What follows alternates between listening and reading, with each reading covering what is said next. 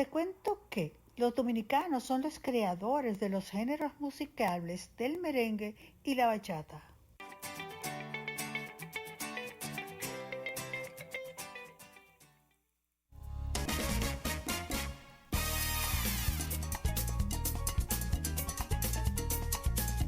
La verdad es que yo tengo mucha esperanza en una generación maravillosa, una generación trabajadora, sensible, una generación que está subiendo o que ha subido y que es joven, que son los que nos van a sustituir a los, ir sustituyendo, claro, esa es ley de vida, pero yo entiendo que lo que viene superior y una de esas personas en que yo admiro es Sauri Calcaño, quien es licenciada en comunicación social con el más alto honor de su universidad, pero ella ha trabajado comunicación, ha tenido varias especialidades, pero yo a ella voy a dejar que ella nos cuente su vida, porque este es un perfil social, pues ya usted sabe. Vamos a ver que ella nos cuente su vida y que vamos a hablar exactamente de ella, qué la motivó a dedicarse al mundo de la comunicación y el periodismo, cuál es el proyecto de historia que más ha impactado. Y así vamos a ir conversando con ella. Bienvenida, corazón, ¿cómo estás?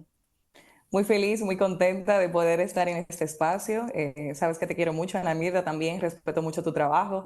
Y para mí es un placer estar aquí. Por fin pudimos coincidir y qué bonito es estar en este espacio que se brinda para platicar, como dices, y para conocernos un poquito más. La verdad es que yo te he caído atrás hace rato porque, bueno, yo creo que, ¿qué tiempo tienes tú en el listín ya? En Mm. el Listín Diario tengo 10 años. Justamente este año me siento así un poco nostálgica porque entré en el 2014 como periodista por un año, que es un programa que tiene el periódico. Y justamente estamos en el 2024 y yo un día me levanté y dije, ya estamos en el 2024, o sea, ya yo tengo 10 años. Así que el tiempo vuela, ya tengo 10 años en el periódico y me preguntabas al inicio de por qué comunicación. Sí. Eh, me cuenta mucho mi abuela y me cuenta mis padres y mis tíos de que cuando era pequeña ya tenía un cuaderno y todo lo anotaba. Y no eran cuadernos como de anotar pendientes, sino que me ponía a escribir poesía, me ponía a escribir libros, así como que hacía de que iba a ser un libro, cuentos. Recuerdo un cuaderno ya en la adolescencia donde cuando se me perdió lloré porque tenía como 50 y algo de escritos. La comunicación siempre fue parte como de mi infancia, pero nunca lo vi como carrera hasta que me llegó el momento de decidirme. Iba a ser ingeniera y de ingeniería, imagínate tú, de ingeniería a estudiar comunicación realmente fue un reto. Pero cada día lo vivo y amo lo que hago. Sí, es interesante. Hay una palabra que me resuena mucho cuando hablo contigo y es respirar comunicación. Tú eres una Sí. creadora de contenido y lo has hecho de una manera magistral. Yo no sé si es que tú te has dedicado a leer por mucho tiempo, el que comunica de la manera que lo haces, o sea, ha tenido como, has Ujú. respirado también estudio y páginas Total. a la izquierda, ¿verdad? Cuéntanos un Sí, poco. dice Borges él dice una frase que me gusta mucho, que él no se jacta de lo que ha escrito, sino de lo que ha leído. Yo creo que todo el que le gusta comunicar, ya sea hablado, escrito, de manera audiovisual, de locución, o sea, todos necesitamos la base de la lectura. A mí me gusta mucho leer, me gusta mucho cómo profundizar, me gusta mucho escuchar historias humanas, porque yo creo que aprendemos de todo, no solamente leyendo libros tradicionales. Creo que sí que respiro comunicación, pero creo que soy una fanática de la vida, entonces como que tengo mucha curiosidad por aprender. Yo siempre he dicho que el periodista o el comunicador, su fuente simplemente es un transmisor de la información. Tienes que tener una fuente que te dé la información. Pero cuando tú aprendes a entrevistar, a mirar a los ojos, a captar, a escuchar historias que tú entiendas que tienen que tener alguna voz que se levante para que se escuche, o sea, esa sensibilidad humana yo creo que te hace hablar de todo, porque uno escribe de todo, escribe de educación, de salud, de medio ambiente, de reputación, de comunicación, aniversario del mismo periódico. Uno vive diversificando los contenidos, pero igual tiene que tener una calidad en los contenidos. Entonces yo creo que uno respira comunicación y cada día uno aprende un tema nuevo. O sea, uno es todólogo sin ser todólogo de nada, sino que todos los días uno se vuelve pues experto, ¿verdad?, en un área. Pero déjame preguntarte algo Ujú. importante, y es, ¿cómo tú te adentraste ya producir contenido y esa parte humana que te ha llevado, que fue una frase que acabas de utilizar, la sensibilidad, te ha Ujú. llevado a adentrarte en las organizaciones no gubernamentales, o sea, las ONGs, y también los trabajos que hace de voluntariado en las iglesias, Ujú. otras áreas que he visto por ahí en tu currículum? Cuéntanos un poco de eso. Como te decía al principio, yo de niña siempre me gustaba la comunicación, pero no lo veía como carrera. Participé una vez en una olimpiada matemática y mi papá me dijo, ay, vas a ser ingeniera. Me recuerdo que estaba en octavo, en aquel tiempo cuando era octavo, no sé ahora cómo se llama porque ha cambiado. Y uno niño al fin, tú sabes, uno repetía lo que sus padres le decían que iba a hacer. Cuando llegué al último curso del bachillerato, recuerdo que en los colegios, en mi colegio te llevaban como a hacer tours, como por las universidades. Ana Mirta, mira, eso fue Dios, porque cuando yo llegué a la primera universidad que llegué y estaba en el laboratorio de ingeniería civil, que era lo que iba a estudiar supuestamente yo, o sea, yo estaba así, mira, y a mí los subtítulos se me salen, o sea, yo soy una persona muy clara y muy transparente, y yo así, mira, y yo, esto es lo que yo voy a estudiar, o sea, ni me llamaba la atención. Cuando yo entré a un estudio de televisión, radio y medios, yo estaba así. Y recuerdo perfectamente que en ese momento comenzó un dilema para mí, si estudiar una u otra. Para hacerte corta la historia, no tuve apoyo de nadie al principio. Mis mismos padres me dijeron que no estudiara comunicación, que yo era muy inteligente para eso, que estudiara otra cosa. Y yo le preguntaba mucho a Dios si yo decía y me cuestionaba, y creo que los jóvenes de hoy se deberían cuestionar en lo siguiente. Si Dios te hizo como un talento para algo, si te gusta desde niña, si lo desarrollas, si se te da tan natural, ¿por qué tienes que estudiar otra cosa? Todas las carreras necesitan personas buenas en lo que hacen y comprometidas con hacerlo bien. Y todas las carreras tienen su campo y cosas que puedes hacer interesantes. Y yo como que con esa mentalidad, pues le di para allá. La primera experiencia que tuve mientras estudiaba comunicación fue la radio, me encantó la radio, pero inmediatamente tomaba, eso era increíble también, yo tomaba una materia y lo practicaba, o sea, se me abrió una puerta, yo decía, bueno, pues por aquí es que voy. Y en el periódico, que es donde más he desarrollado como mis habilidades, pues fue así mismo, participé en el programa, el periodista por un año, ingresé y cuando justamente terminé mi año, me gustó mucho la experiencia, María Isabel Soldevila, que en aquel tiempo era la jefa de redacción del Listín Diario, ella, después que yo salgo, como una semana después que nos graduamos y todo del programa, éramos 13 periodistas de diferentes universidades, me llama. Ana Mirta, yo no sabía para qué ella me estaba llamando, porque yo decía, yo cubría cultura en aquel momento, y yo decía, pero me van a poner en la República, en La Vida, o sea, en las secciones del periódico, no sabía para qué. Cuando fui, ella me dijo, me gustó mucho cómo escribiste, cómo dirigiste uno de los segmentos que hicimos, justamente un Día de las Madres, ella me colocó como coordinadora del grupo a escribir, y ella me dice, te quiero aquí, es un proyecto nuevo, nunca nadie lo ha hecho de manera formal, adelante. Duré 2 años con ella y ella se va a Francia con su esposo. Entonces ella me deja sola, o sea, fue una sección que se creó ella y yo, pero ella se va porque ella era obviamente jefa de redacción en ese momento, tenía más responsabilidades, y yo me quedé sola y yo dije, bueno, yo lo que sé hacer, lo hago. Y cada día me volvía de periodista a editora, porque es muy diferente ser periodista a ser editora. La editora tiene que tener una visión un poquito más allá, no solamente de qué es importante, de cuál es la información, a quién entrevistar, sino hacer esquemas de contenidos. Y eso es lo que yo he desarrollado. Si tú me preguntas qué yo he desarrollado en estos 10 años, pues aprender a hacer esquemas de contenido. Si tú me dices, mira, Sayuri, vamos a hablar de animales, en mi mente ya va rápido pensando qué se puede hablar, cómo hila un tema con el otro, cuál puede ser la portada, qué al lector le puede interesar. O sea, como que esa parte de crear contenidos y de pensar esquemas de contenidos lógicos y coherentes y que tengan sentido, pues yo creo que eso lo fui aprendiendo en estos 10 años. Entonces, a la par, como soy muy inquieta, me comenzó a gustar también la parte de comunicación para el desarrollo, porque después que me gradué hice una maestría que muchos hacemos, que es la de comunicación corporativa, pero de comunicación corporativa me gustaron dos materias, comunicación interna, y no hay maestrías de comunicación interna todavía como tal, y me gustó mucho la parte de responsabilidad social. Y cuando hice la maestría en responsabilidad social, en comunicación corporativa, pero enfocada a comunicación al desarrollo y responsabilidad social, pues entonces comencé a entrar en el mundo de las ONG y la amo tanto como amo el periódico.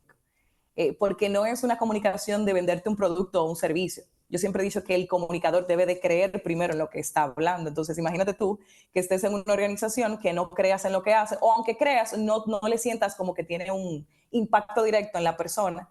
No es lo mismo cuando tú estás en una organización sin fines de lucro, que día a día tú ves el impacto que tienes en las personas, que tú levantas historias, que tú vas al campo, le decimos, que tú puedes ver que eso que se está haciendo, no importa, realmente está cambiando vidas.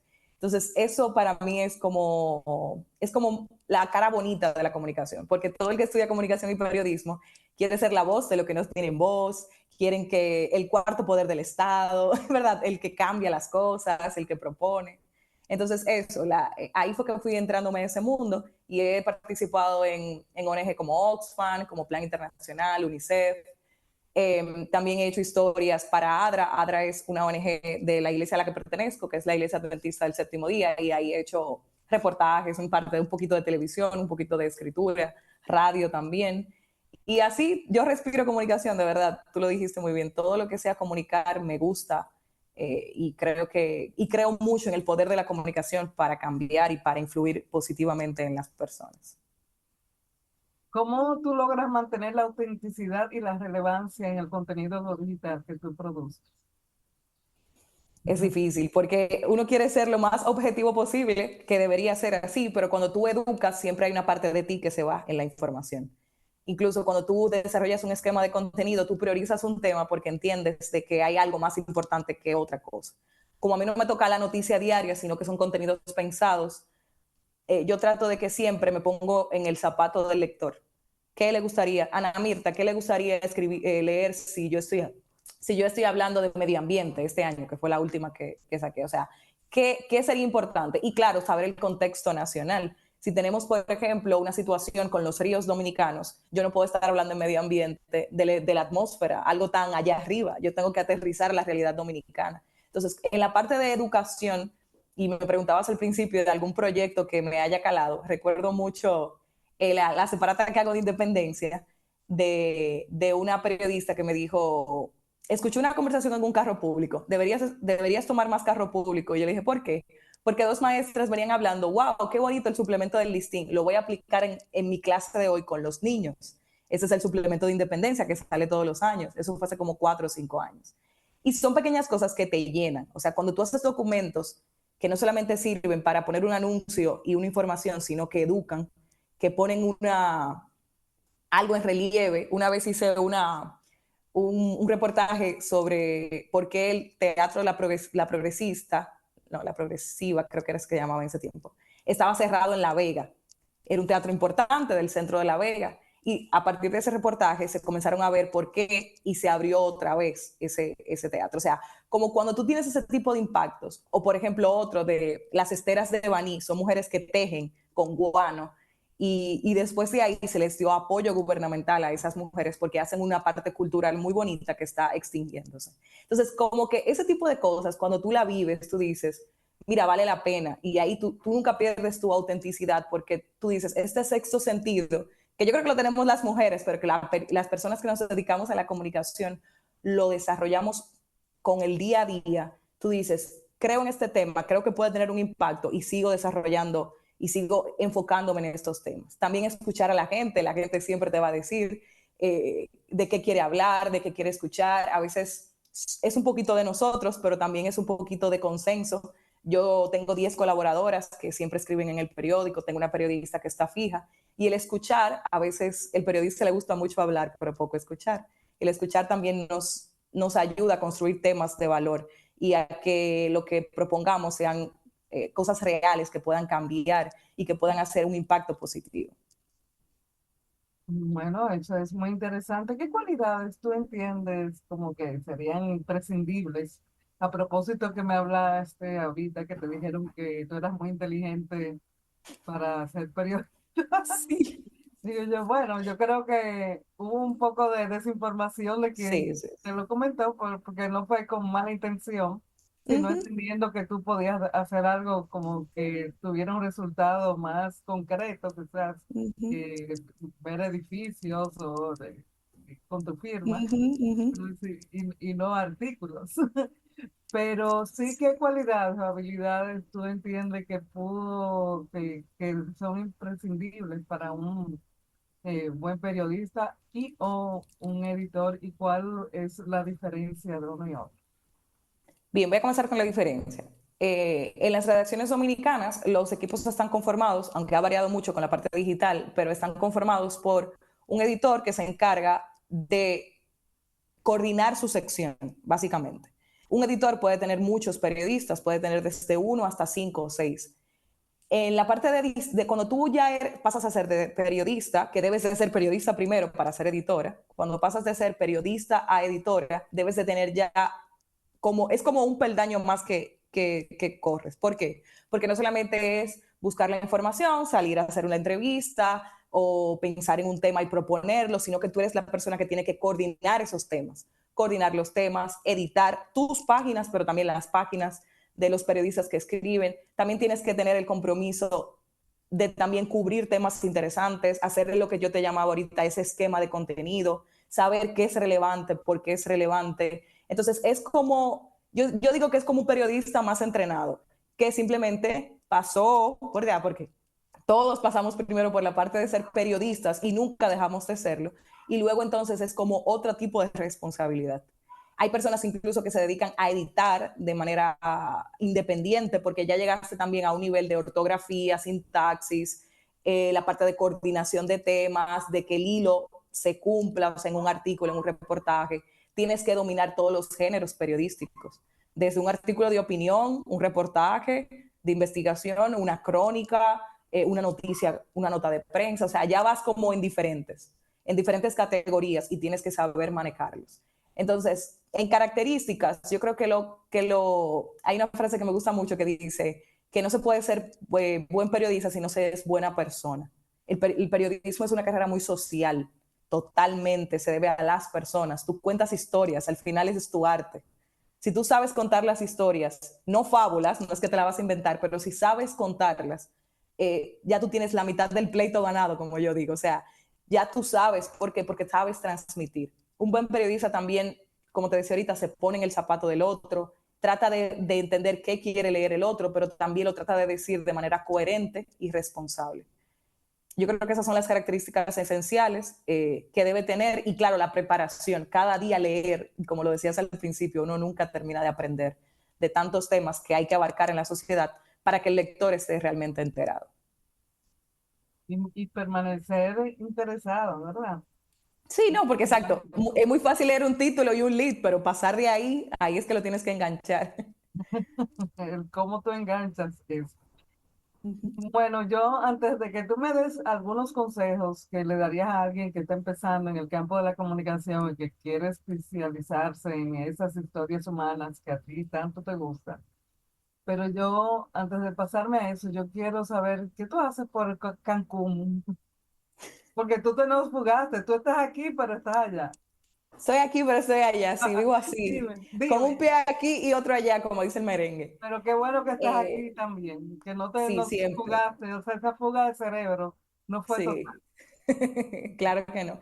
Bueno, en esa parte me casé hace un año y 8 meses.